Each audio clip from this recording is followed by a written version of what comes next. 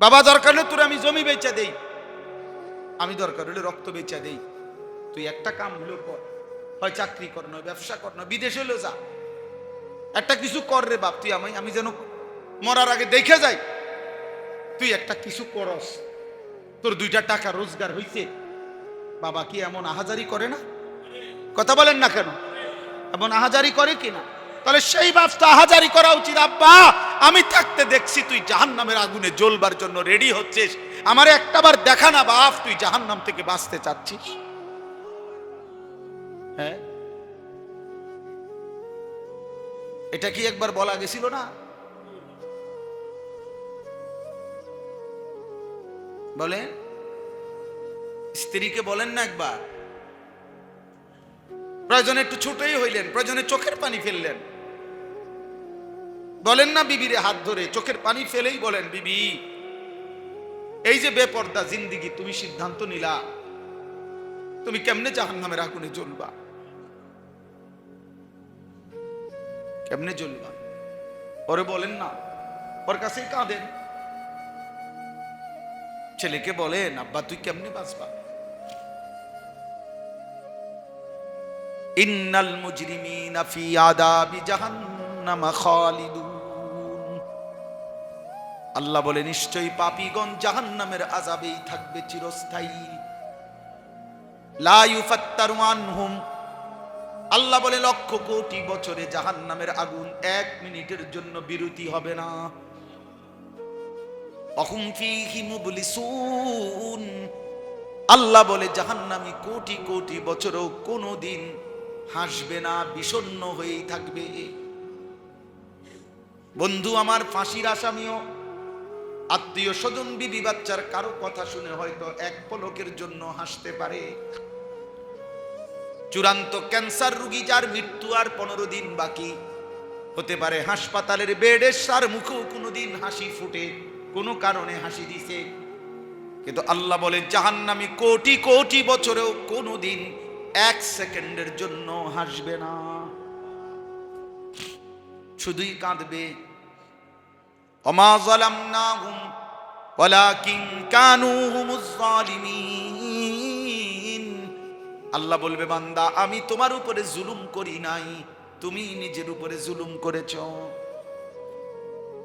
এমন যদি হইতো বান্দা নামাজ হইল 12 রাকাত, সময় দিছি 4 মিনিট, তাইলে না বলতে আল্লাহ সময় দিলেন 4 মিনিট, নামাজ দিলেন 12 রাকাত, আমি কেমনে কুলাইতাম? বুঝেন নাই? কিন্তু আজান দিছে 1টা বাজে, জোহরের আজান, আসরের আজান দিছে 4:45 বাজে, 4 ঘন্টা নাকি 4 ঘন্টায় কি 12 রাকাত নামাজ পড়া যাইতো না? 10 রাকাত নামাজ পড়া যাইতো না? আল্লাহ বলেন যদি কি বলতাম বান্দা নামাজ 12 রাকাত, সময় 4 মিনিট, যদি বলতাম নামাজ ফজর 4 রাকাত, সময় 1.5 মিনিট, তাইলে না বলতাম মাওলা আমি কেমনে কুলাইতাম? আমি তো সময় দিছি 1 ঘন্টা, সোয়া 1 ঘন্টা। এশার নামাজের আজান হয়েছে সোয়া 8টায়, 12টা পর্যন্ত তো আমি সময়টা চালু রাখছি, 4 ঘন্টার চাইতে বেশি। কেন পারলা না? ওমা যালামনাহুম ওয়ালাকিন কানু হুমুজ জালিমিন, আল্লাহ বলে নাফরমান বান্দা মনে রেখো আমি জুলুম করি নাই, তুমি করেছো। তুমি, আল্লাহ আমাকে মাফ করে দেন। দোস্ত ভাবতে শিখেন, এই ইসলাহি মাহফিল মানে প্রত্যেক দিন একই কথা, প্রতি মাসে একই কথা। আপনার শুধু আবার মনে করানো, আবার মনে করানো, আবার মনে আবার মনে করানো, আবার মনে করানো, আবার মনে করানো, আবার মনে করানো, আপনাকে মনে করায় দেওয়া যে দুনিয়া শেষ না। আবার আপনার প্ল্যানিং এ আখেরাত তো নাই, দুনিয়ার নিরাপত্তাও আপনার প্ল্যানিং এ না। সিসি ক্যামেরার মধ্যে নিরাপত্তা না, আর আজিমের মালিকের কাছে নিরাপত্তা। মাইলস্টোন স্কুল অ্যান্ড কলেজে অভিভাবকদের প্রতিনিয়তই স্বাভাবিক অভ্যাস ছিল, তারা তাদের বাচ্চাকে স্কুলের গেট পর্যন্তই দিয়ে যায়। যেন রাস্তায় কোনো অ্যাক্সিডেন্ট না হয়। স্কুলের গেট থেকেই প্রতিদিন নিয়ে যায় যেন রাস্তায় কোনো অ্যাক্সিডেন্ট না হয়। আর তাদের দিলের মধ্যে এটা যে স্কুলের ভিতরে দিয়ে যাইতে পারলে স্কুলের ভিতরে তারা নিরাপদ, এজন্য গেট পর্যন্ত দিয়া গেছে, আবার গেট পর্যন্ত নিয়ে যাবে গেট থেকে। ঠিক না? এই না কথা ছিল? তো এই তো হিসাব ছিল, সেদিনও তো এটাই ছিল হিসাব, সেদিনও তো অভিভাবক দাঁড়াই এই ছিল। কিছুক্ষণের মধ্যে ছুটি হবে, আদরের সন্তান ফুটফুটে বাচ্চাকে হাতে করে ঘরে নিয়ে যাবে। হ্যাঁ, আল্লাহ তাআলা আরশ আজিম থেকে বলে, বান্দা না না, আমি নিরাপদ রাখলে নিরাপদ, আমি নিরাপদ না রাখলে নিরাপদ না। তুমি ভাবছিলে স্কুলের ভিতরে ঢুকাই দিলে নিরাপদ, না না, আমি নিরাপদ রাখলে নিরাপদ।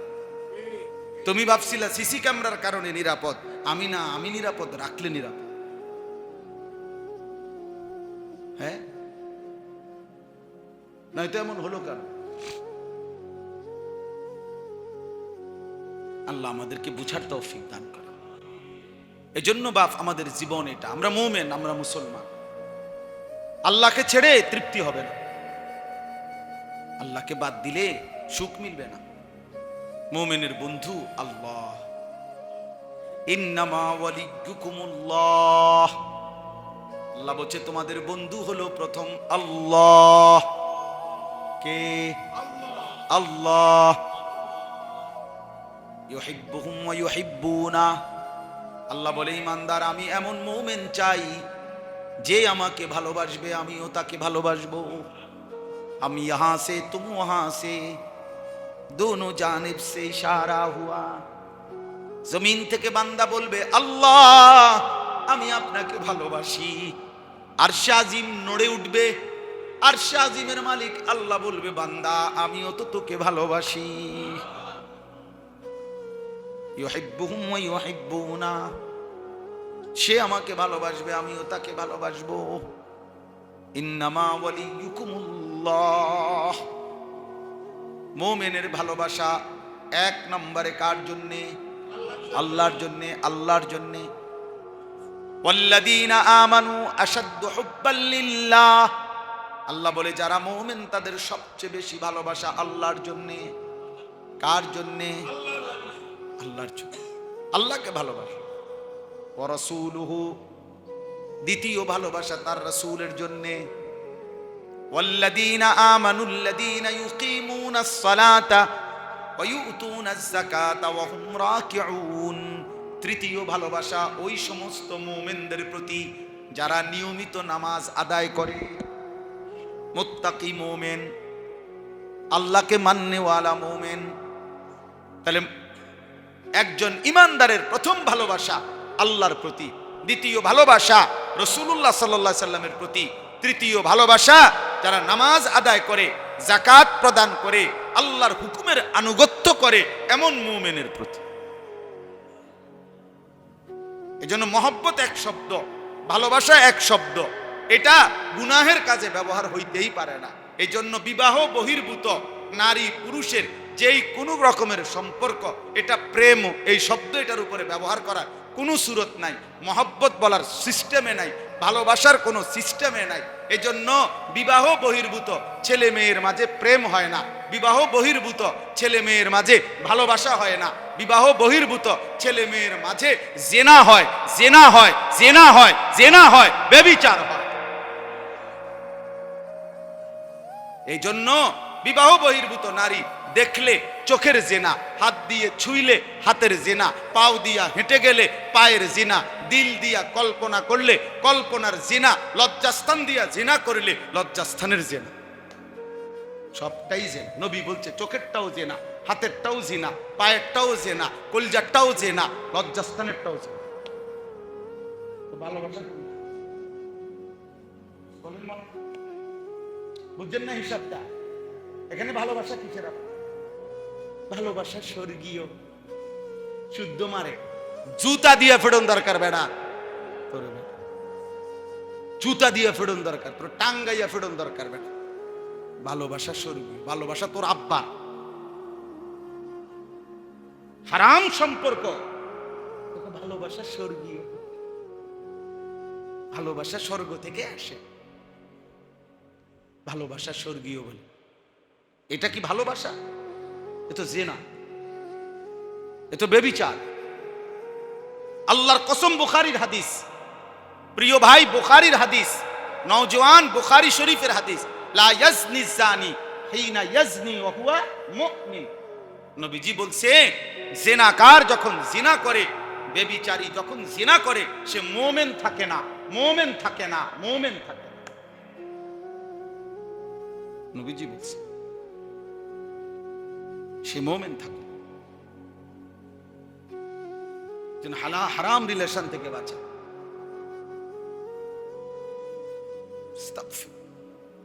আবার শুদ্ধ পায়, শুদ্ধ, ওর সাথে আমার ফিজিক্যাল রিলেশন হচ্ছে।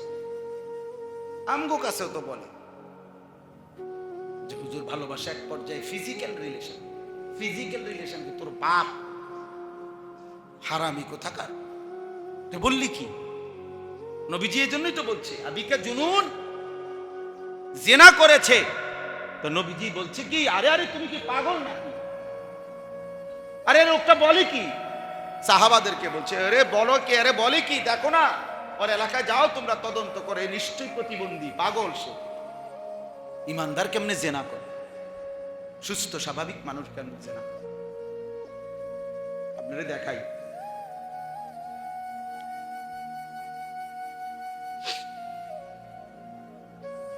সূরা মুমতাহিনা কোনানে হুজুর, এই যে এখানে একটা আয়াত আছে, ইয়া আইয়ুহান নাবিয়্যু ইযা জাআকাল মুমিনাত ইউবাইয়ুনাকা আলা আল্লা ইউশরিকনা বিল্লাহি শাইআন ওয়ালা ইয়াসরিকনা ওয়ালা ইয়াজনিনা। আল্লাহ বলছে, হে নবী, ঈমানদার নারী যখন আপনার কাছে ঈমান গ্রহণ করতে আসবে, কোন নারী, আপনি যখন তাকে ঈমানের বায়াত করাবেন, ঈমানের বাক্য, শপথ বাক্য পাঠ করাবেন, তখন আপনি কয়েকটা জিনিসের শপথ তার থেকে নিবেন, বায়াত নিবেন পর্দার আড়াল থেকে। এক, এ কথার উপরে এই নারীর থেকে সিদ্ধান্ত নিবেন, আলা আল্লাহ ইউশরিকনা বিল্লাহি শাইআন, সে আর কখনোই আল্লাহর সাথে শিরিক করবে না। এক। দুই, তার থেকে এই স্বীকৃতি বায়াত নিবেন, ওয়ালা ইয়াসরিকনা, সে আর কখনো চুরি করবে না। তিন, ওয়ালা ইয়াজনিনা, সে জিনা করবে না। কি করবে না? জিনা করবে না। চার, ওয়ালা ইয়াকতুলনা আওলাদাহুন্না, সন্তানকে হত্যা করবে না।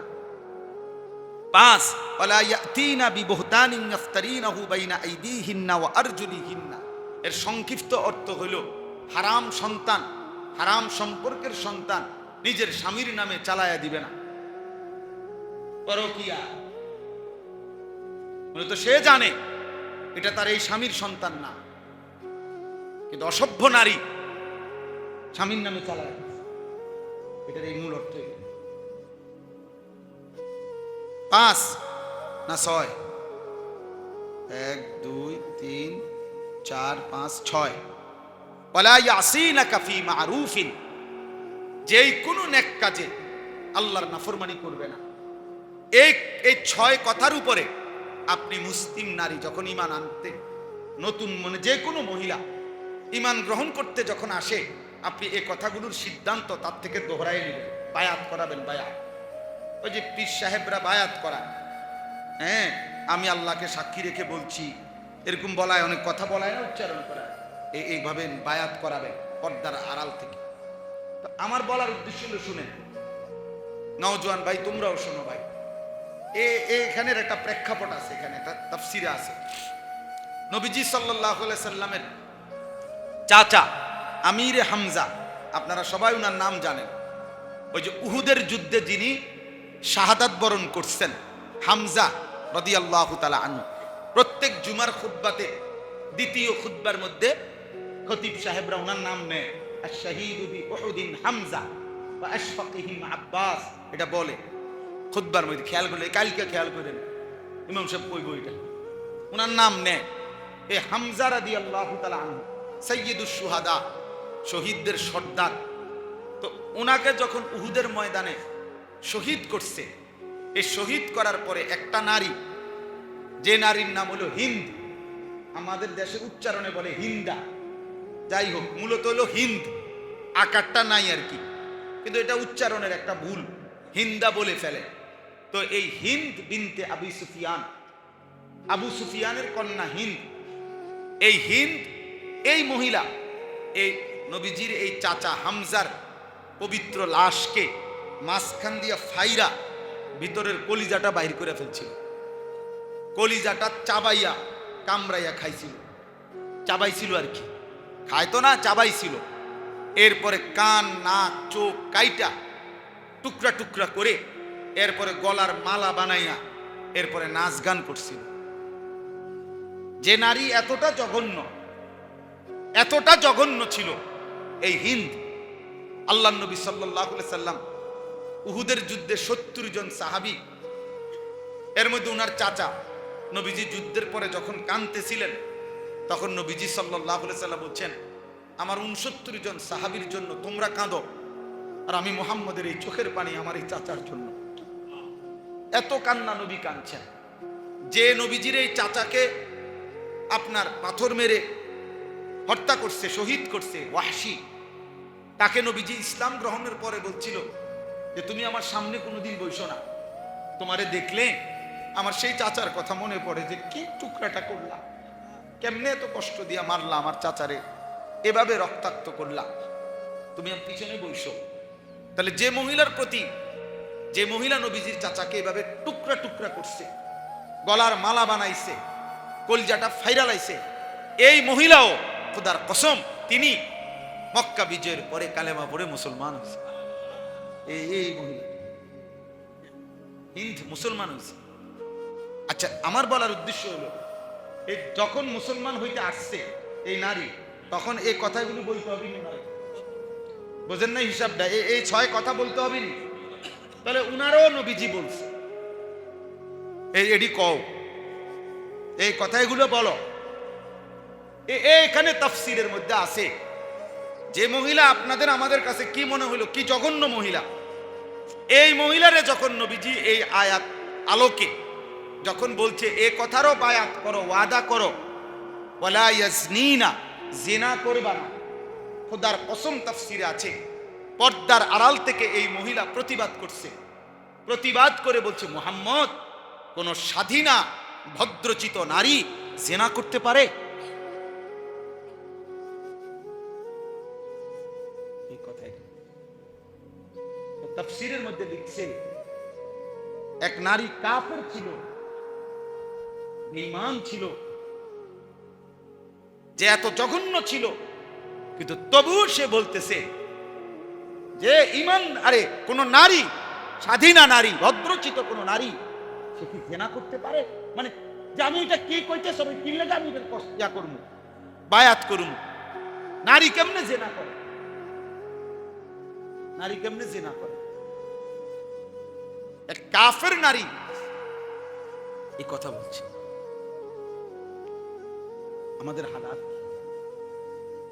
আমাদের ঘরের হালাত, সন্তানের হালাত কি? কিসের জন্য প্রত্যেকের হাতে হাতে বড় মোবাইল দিলেন? 14 বছরের ছেলেটা, 16 বছরের ছেলেটার মোবাইল এত দরকার হয়ে গেল কেন? দিন নাই রাত নাই, করেটা কিসে বুঝেন না? আপনি সিরা খান, মানে ভাত খান না, আপনি বুঝেন না? আপনি বুঝেন না? আপনি তো মেনে নিছেন আমার ছেলে নারী দেখবে, ছবি দেখবে, আমি মেনে নিলাম, নাই তো আপনি বিকল্প কোনো ব্যবস্থা নিতেন, আপনি ভাঙ্গে চূড়া গুড়া গুড়া ফেলতেন।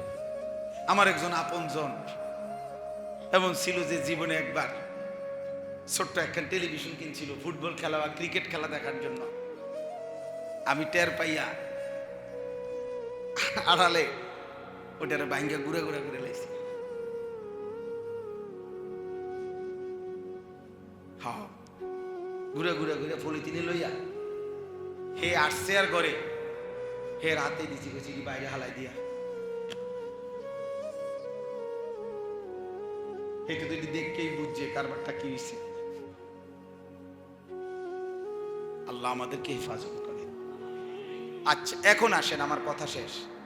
এতগুলো কথা আমি কেন বললাম? ওই আমার এই আয়াতটার কারণে। আমি যেই আয়াতটি পড়েছি 18 নম্বর পারা, 24 নম্বর সূরা, সূরা নূর। এই সূরার 21 নম্বর আয়াত। এই আয়াতের মধ্যে আল্লাহ তাআলা বলেন, ইয়া আইয়ুহাল্লাযীনা আমানু, হে ঈমানদারগণ, লা তাত্তাবিউ খুতুওয়াতিশ শাইতান, কোনোভাবেই তোমরা শয়তানের পথ অনুসরণ করো না। কথাটা খেয়াল করেন, শয়তানের রাস্তা তাফসীরের মধ্যে আছে প্রত্যেক গুনাহ শয়তানের রাস্তা। শয়তানের রাস্তা কোনটা তাইলে? গুনার রাস্তা। বলেন না কোনটা? বলেন না কোনটা? গুনাহের রাস্তা। যেখানেই গুনাহ সেখানেই শয়তান, যেখানেই শয়তান সেখানেই গুনাহ। গুনাহ। এজন্য একটা আশ্চর্য কথা, আপনারা শয়তানকে কেউ দেখছেন? কিন্তু কোরআন শরীফে বারবার আল্লাহ বলছে শয়তানের ব্যাপারে যে সে হচ্ছে ইন্নাহু লাকুম আদুব্বুম মুবিন, সে প্রকাশ্য শত্রু। প্রকাশ্য, প্রত্যেকবারে কথা আছে না মাওলানা? আদুব্বুম কি? মুবিন, প্রকাশ্য শত্রু। তাহলে আমরা কেউই শয়তানকে দেখিলাম না, আল্লাহ বলতেছে সে তোমাদের প্রকাশ্য শত্রু, প্রকাশ্য শত্রু, প্রকাশ্য শত্রু। এইটুকু প্রকাশ্য হলে তো দৃশ্যমান। তাহলে বোঝা গেল প্রত্যেকটা গুনাহ যেখানে হচ্ছে, যার মাধ্যমে হচ্ছে, যার ভাবে হচ্ছে, যেখানে, ওইটাই শয়তান, ওইটাই শয়তান, ওইটাই শয়তান। এজন্য যে বেহায়া নারী, যে বেপর্দা নারী আল্লাহর নাফরমানির মাধ্যমে বেহায়া বেপর্দিগি ছড়াচ্ছে, ওইটাই শয়তান, ওইটাই শয়তান। প্রকাশ্য শত্রু এই যে এইটাই। যে বন্ধু হারাম ছবি দেখায়, হারাম নাচ দেখায়, এটাই শয়তান, ওই শয়তান। এজন্য যেখানে গুনাহ ওইখানেই শয়তান, যেখানে শয়তান ওইখানে। ওমান ইয়াত্তাবি খুতুওয়াতিশ শাইতান ফাইন্নাহু ইয়া'মুরু বিল ফাহশা ওয়াল মুনকার। এই কথাটার জন্য কোরআন শরীফে একাধিক জায়গায় আল্লাহ বলছে যে শয়তানের পথ অনুসরণ করবে, শয়তান তাকে প্রথম কি আদেশ করবে, কি করতে বলবে, শয়তানের প্রথম প্ররোচনা কি? কোরআনে একাধিকবার আল্লাহ বলছে ফাইন্নাহু ইয়া'মুরু বিল ফাহশা, সে মানুষকে অশ্লীলতা, বেহায়াপনার আদেশ করবে। এই কথাটা বলছে ফাহশা, এই শব্দের অর্থ হইল অশ্লীলতা, বেহায়াপন। এখন অশ্লীলতা মানে কি, বেহায়াপনা নামে কি? তাফসীরের মধ্যে আছে আয-যিনা ওয়া মা আশবাহাহু, জিনা ব্যভিচার এবং জিনা ব্যভিচারের সাথে সাদৃশ্যপূর্ণতা। এই জন্য নারীকে কেন্দ্র করে যত গুনাহ এটা ফাহশা। নারীকে কেন্দ্র করে যত গুনাহ এটা কি? নারীকে কেন্দ্র করে যত গুনাহ হইতে পারে, নাচ বলেন, গান বলেন, বাদ্য বলেন, হারাম সম্পর্ক বলেন, বিবাহ বহির্ভূত সম্পর্ক বলেন, সবকিছু, হাত ধরা, ছুঁয়ে দেখা, কথা বলা, দিল দিয়ে কল্পনা করা, সবকিছুই ফাহশা, অশ্লীলতা। আর শয়তানের প্রথম চেষ্টা প্রত্যেকটা মানুষকে নারীকে কেন্দ্র করে অসভ্যতা, অশ্লীলতার মধ্যে লিপ্ত করে। এই জন্য রাগ হবেন না, বুঝার জন্য বলি হাদিস, রাগ হলেও সমস্যা নাই। নবীজি বলছেন ইন্নাল মারআতা তুকবিলু ফি সূরাতি শাইতান ওয়া তুদবিরু ফি সূরাতি শাইতান। নবীজি বলছেন ভিন নারী পুরুষের সামনে যখন আসে শয়তানের আকৃতিতে আসে, যখন যায় শয়তানের আকৃতিতে, শয়তানের আকৃতিতে। আল্লাহর নবী সাল্লাল্লাহু আলাইহি সাল্লাম বলছেন আল মারআতু আওরাতুন, নারী হচ্ছে পর্দায় রাখার, আবরণে রাখার বিষয়। ফাইজা খারাজাত ইস্তাশরাফাহা শাইতান, যখনই সে বেপর্দা বের হয় শয়তান তাকে উঁচু করে দেখায়, আকর্ষণীয় করে দেখায়, লোভনীয় করে দেখায়। এই জন্য জওয়ান বলেন, বুড়া বলেন, আমি বলেন কিংবা আপনি বলেন, প্রত্যেকের চোখ বারবার ভিন নারীকে দেখতে চায়। শয়তানের প্ররোচনা। হ্যাঁ, নারীর মাধ্যমে আল্লাহ, আরে ইবলিস আল্লাহর বান্দাদেরকে গুনাহ করা, এটা তার প্রথম চেষ্টা। এই জন্য এই কক্সবাজার, এই পানির ঢেউ জমবে না নারী না হলে। আপনি দেখেন না, এক সপ্তাহ না, 3 দিন মহিলাদের আনাগোনা বন্ধ করে দেওয়া হোক, সবার ব্যবসার মধ্যে লাল বাতি জ্বলবে। লাল বাতি মানে ফুল পাওয়ারে।